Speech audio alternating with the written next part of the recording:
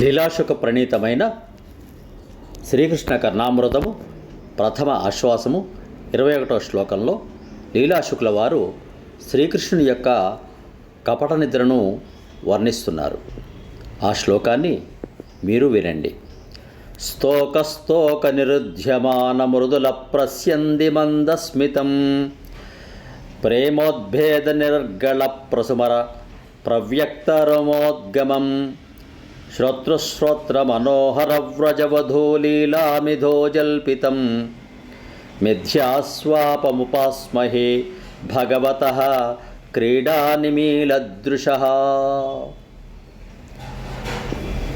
ఈ శ్లోకంలో కళ్ళు మూసినట్టున్నప్పటికీ కూడా ఆ ముఖంపై మందహాసం చెలరేగుతూ ఉంది.